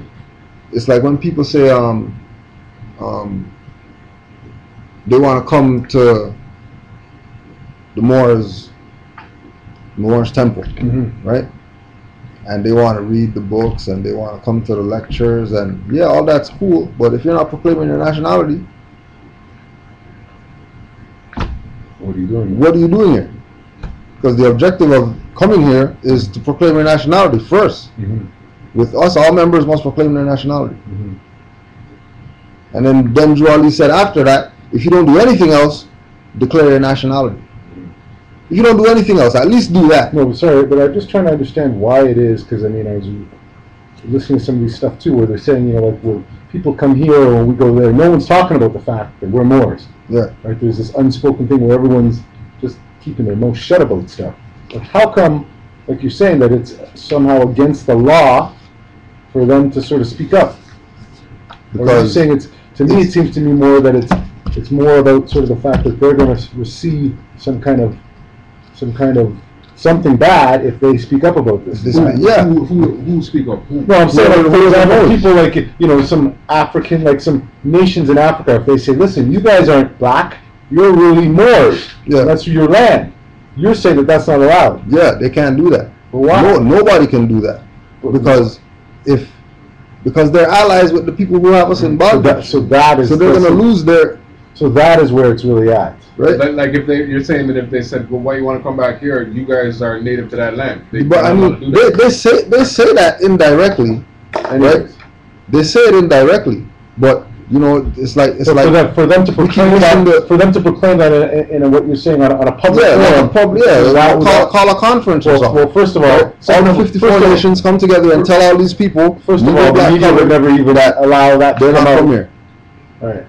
Okay, so that's what I'm asking, that it's really much more of a control system than the fact that there aren't probably some people that wouldn't mind freeing us, right? Yeah, I mean, yeah, it's not like they're against us being free, but they know that Prophet came and dropped everything for us and we have everything. Right. They know that this is also the Moroccan Empire. That's why everybody's coming here. Right. Because they know they can come here, they could go back and forth from Africa to America like it's nothing. Right. Because this is one landmass, there's no separation. And we're the only ones who don't, and we're being controlled. And we're being controlled by the European who's running this shit. Who's using our own as allies? Right. Black leaders that's under 24-hour surveillance and all that. The King Alfred plan. Right. Or actually, groups that have set up to sort of to disseminate us or to break us apart, anyways. Right. To have us worrying about some other anything, NACCP or whatever the hell it is, other than the temple and what Drew Ali brought. They're the same people that control the media and have the government in their back pocket, have the legal system in their back pocket, have the education system in the back pocket. You know what I mean? So you're never finding out about any of this anyways. They're controlling all avenues of information. Yeah, exactly. We talk about the Europeans, but there's a group pulling the strings of these Europeans that have been for centuries. You know what I mean? I'm not going to mention no names to offend nobody, but it's common knowledge. You know what I mean? And they want to control the world. Anything that, you know, we're not the only ones they consider niggers. Yeah. You know what I mean? Yeah. Palestine, you know what I mean? Iraq. You know? And then when you play out how it goes, those people who always want to try to take over, right? Their main weapon is us. Whether it's they're going somewhere else to go fight somebody, they're gonna round up a bunch of us to go over there to beat up on everybody. Tell us it's a draft and that we're there because of some atrocity or some shit, right? When I mean, the last thing was this Afghanistan thing, right? Where they basically have us in there. Depopulation. Right. Get the men out of society, so the women are helpless. Right. And anything that comes through the womb now belongs to the father, the government, who she married you know, through that whole marriage fraud. Yeah. Right? Selling yourself over. Right? Why does any Moors in the army have no understand? Right? You will kill the Moors somewhere else. Yeah. You know what I mean? Under the fry. And Taj made a point in one of his lectures about like older generations who before went to those wars, and a lot of them were able to send back because they recognized that we didn't understand that we were fighting a war against ourselves in another country. So you're saying they got sent back here? Yeah, by the so-called enemy that they were going to fight. That when they get face to face in the jungles in a fight, and you realize that, hold on a second, that's my brother. That's my brother, right? Yeah. You know tables turn. How messed up they got their head. Actually, when the Islamic Revolution happened in Iran, all right, and there was that hostage situation, right, which is in retaliation for what the U.S. was doing to Iran anyway. Yeah. They took all these American GIs. Are you talking about that same thing with Argo or whatever? They had all these GIs hostage, and stuff. Yeah. The Ayatollah Khomeini told the head of the army, let all the black people go. They're under enough enslavement. They're not even here on their own will. They've been tricked into this. They have enough problems in their land. They're our brothers. Let them go. And half of them refused to go. Even after it was told point blank to them, you've been brainwashed. You're being used. We're your brothers. We're struggling under the same oppression of the same people that you're suffering under. We have no qualms with you. Go home in peace. And half of them said, nah, we ain't going home. You know what I mean? U.S. Army. You know what I mean? That's how they got the mind, man. Right. Got the mind. Where's that part? Where some of us are willing to die. Yeah. For our slave master. For this master. Good time. Yeah. And it's even beyond. Like it's now filtering into like all the other nations now, right? Because you know we're the most expendable. Because if they get rid of us, it's a little bit easier because the later races, they're not really that connected to the ancient stuff intuitively. They're more connected to it from a knowledge perspective, that they know who their ancestors are or whatever, right? But we're more intuitively connected to the ancestors. So to get rid of us is more of a benefit than to get rid of other nations on the planet.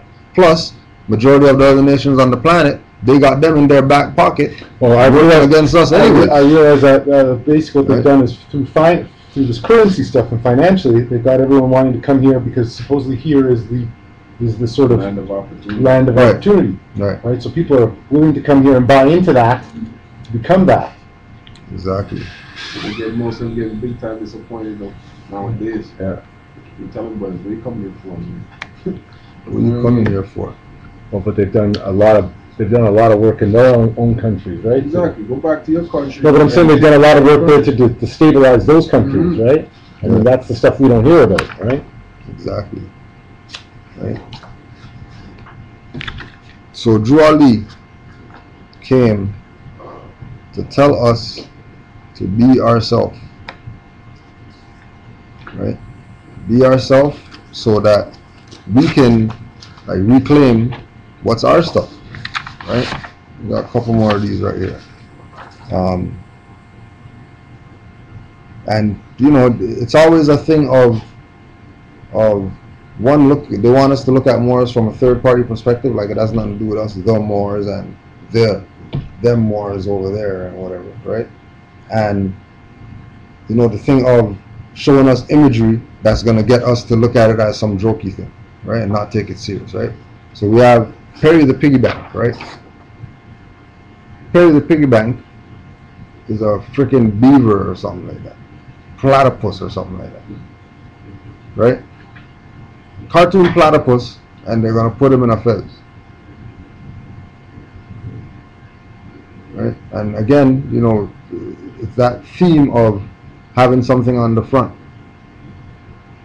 What do you mean, though? Yeah, like having something on it, You know, they always have something on it, making that to show that, you know, there's a secret side, right? You know, you don't see Masons on the road with their fez on just walking down the street. Never. Like never. I mean, that's not happening, right? But then when you go to 1965, super secret squirrel, right? With Moroccan mole, right? Morocco mole, right? Wow. And then he has the fez with nothing on it. Wow. Right? All of this is sorcery. Like in your face. Like in your face. They call him Morocco mole. This is a cartoon? A cartoon, a real cartoon. Right? Super secret squirrel. A detective squirrel and his little sidekick. Right? They know what's up. And we have to stop pretending that they know what's up. And oh yeah, I want to touch on this too. We were talking about that Noble Drew Ali unmasked. Right? So the brother that was doing the presentation made reference to a part where he said, Noble Drew Ali said, because he saw it in this other guy's book, I went into Rome with 72,000 men. When I ran out of men, I reached down and picked up a handful of sand and threw it up in the air, and when it came down, there were soldiers seated on camels. Right? Now, this is what who's saying this? The brother that did the Ali Muhammad, that did this Noble Drew Ali unmasked presentation or whatever, right, that's on YouTube, bashing the Prophet, right, using this other guy, the guy who we were supposed to debate, right, that canceled, right, using his book as a reference, okay, to bash the Prophet, right, right? And he said in his book, right, the quote about picking up the sand, he was making reference to that, he was making reference to how come when Noble Drew Ali went to get Garvey out of prison, right, that he didn't just pick up sand, throw it in the air, and let the camels come down and then, you know, kick everybody's ass, basically, you know, making a mockery, right? But what the real quote was, right, is, I was Muhammad. Muhammad defeated the Roman Empire. When I conquered Rome, we went in with the sword. You can hear the sword swinging. I cut the head of Rome off, pulled down the flags, sent letters to other European governments, and asked them, was I right? They said, yes, Muhammad, you are right. Just let us have a place to live. The Holy Prophet said, I went into Rome with 72,000 men. When I ran out of men, I reached down and picked up a handful of sand. I threw it up in the air, and when it came down, there were soldiers seated on camels. So that was the real. So that was the full quote disclosure. Right. Right. So when you deal with studying the Prophet and what Noble Drew Ali brought and whatever, use his stuff. Don't be going getting some guy's book about Noble Drew Ali. Because it's going to be tainted and it's going to have their opinion in it. Well, you said it's got back out of the right? Yeah. Because of Ramadan. This was on Sunday? This last Sunday? I don't know, yo. We're still trying to figure out. This was this last Sunday? You're saying? No. What? This last... This debate that you're talking about? No. This was back. The debate, yeah. Okay. Back and forth. Right. Right? What organization was you part of? We were just another more just board. Islam or yeah. No, not even. We were just a board more. You know what I mean? Board. Right? So make sure that you use Noble Drew Ali's work, right? So he said, you know, study the Holy Quran of the Moor Science Temple, study the 101 questionnaires, right? So those are the two pillars, right? Above that, you have Moorish literature, right? You have Moorish Guide newspaper articles and all that, that you can go to Chicago Defender newspaper, and they have everything archived in their records about Noble Drew Ali and the Prophet and his impact in Chicago and all that stuff in their own paper, right? The quote unquote city's paper, right, had articles about Moors and all that stuff regularly, going back 1930s, right? Because, like we're saying, majority of people today, YouTube is a study tool. You're not even gonna front, right? People use that, right? You can't be wanting to learn about Noble Drew Ali and the Moorish movement if it's not from members of the temple, right? We're not talking about members that were members and then they stopped being members because and now they're not members anymore, right? We're talking about people who go to the meetings, go to their classes, you know what I mean? You know who the members are, right? So you can get the actual work from the Prophet himself. That's why we have everything set up how it is set up at the temple. That you want to study something, you get the stuff. You have to go to the source, right? But now this is where the people don't get it, because the work what we're seeing that's lacking, it's because Moors haven't done their job. Forget about everybody else who hasn't done their job, because we already know that they haven't done their job. They don't even want to do their job. They don't want to do their job. But Moors specifically haven't done their job. They got into, rituals. They got into being passive. The Noble Drew Ali, like the writings say clearly that all Moors are active. And what's the sense being in propria persona sui juris, which means in your own proper person with competence, without exercising it? Why you have it for? That's like saying, oh yeah, Noble Drew Ali, he's the best, he's the prophet, and yeah, okay, but are you using anything that he brought? Well, no, because we just have to look at him as, what are you talking about? How is he so great, but you're not using what he brought? If he's so great, if he's the prophet, what do you mean you don't do classes? You got some classes going on? 1 day a week or something? Hour a week? Nothing? You got some flyers that you're giving out? The book that you wrote? Like, what, like, show me what, because, that comes down to the same dumbing down thing. Because every time we go to an organization, we're just a sit down there and do nothing, and you're just a member, and you just put your little thing in the plate, and you don't do anything. You don't add to you don't have, and it's because you don't have the opportunity. Because pastor, whose church it is, who's a Mason, he's not gonna let you come up there to come and talk about, you found out the truth. You know what I mean? That pioneer, Jacob and the pioneer, talking about the pineal gland. They don't want you going into those places, those areas. That's why, when we talk about proclaiming your nationality, like it's freedom.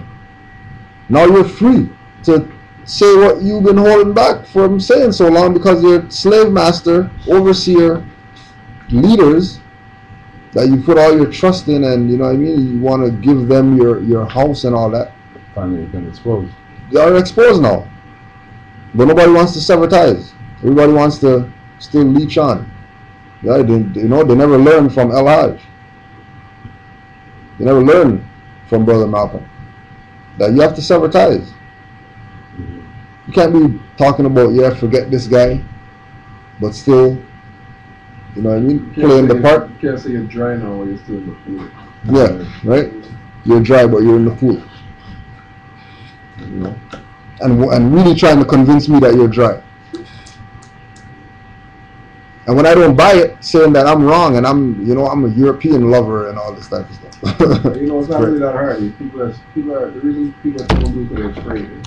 I think there's a fear part, but also I think that there's a process that it takes, right, to disconnect, right? Not really, because for me, like, I just saw the facts for what they were and made my move. Many are called, few are chosen. I can't say that I agree with this, whatever it is. You know what I mean?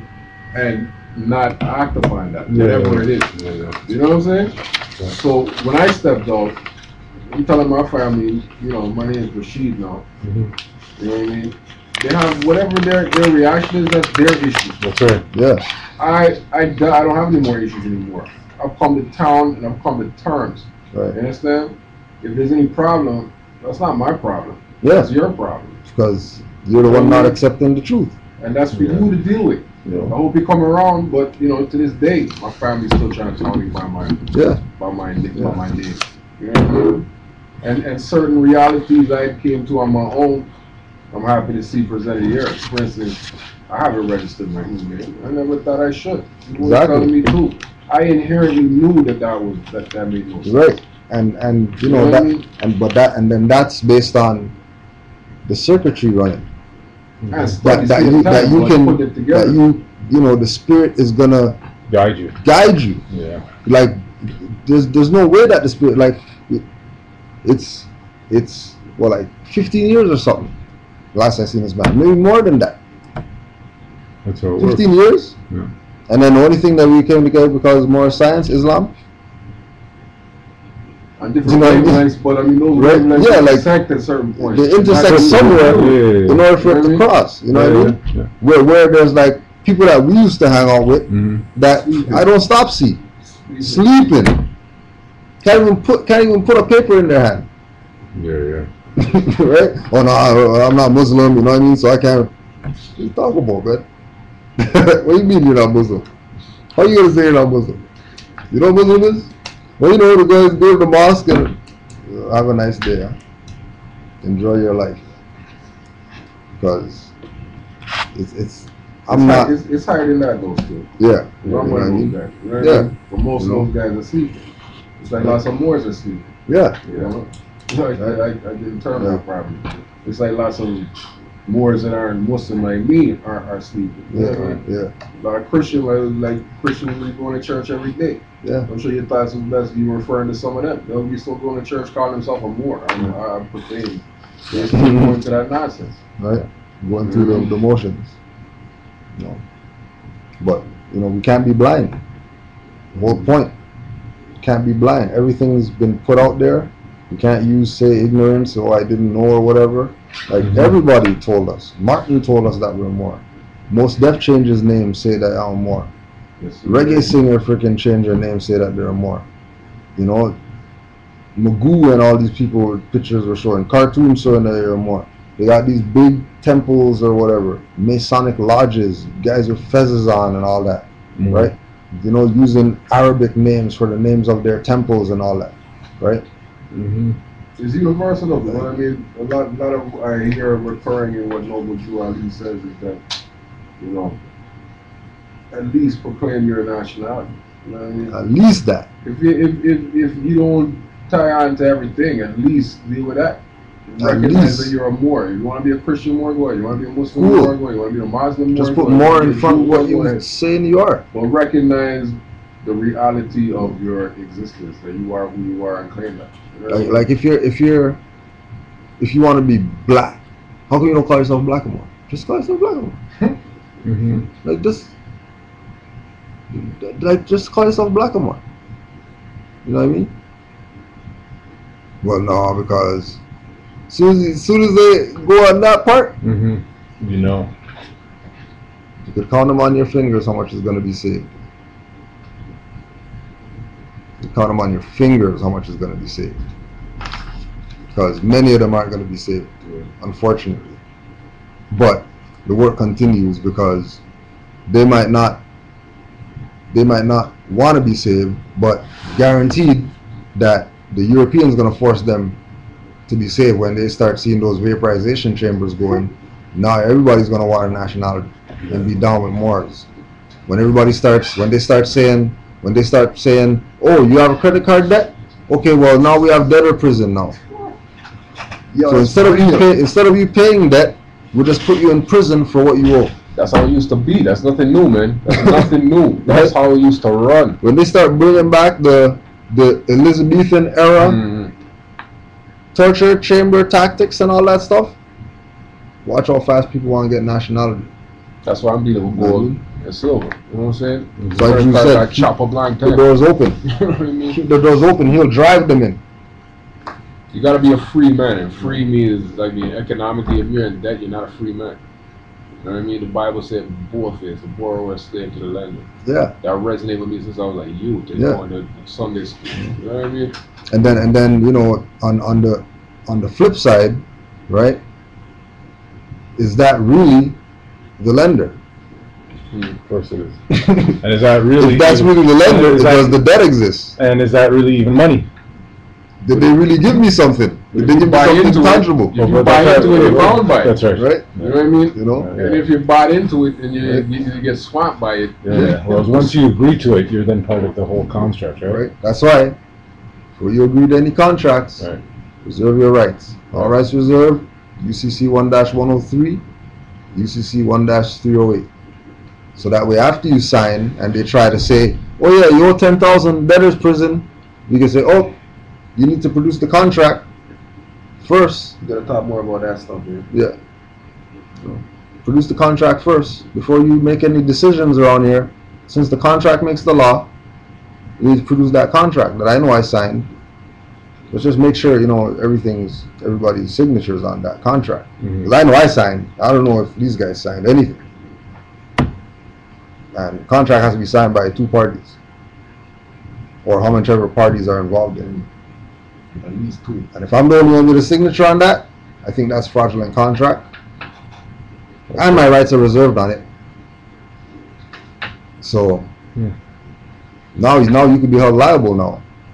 Because you're supposed to the fact that I'm in this venue talking about this matter about owing something, they're already supposed to have the contract to see that, oh, this guy was okay, don't even mess with that guy. Throw it out because he's free. It's a fraud. And this guy's gonna sue everybody up in here.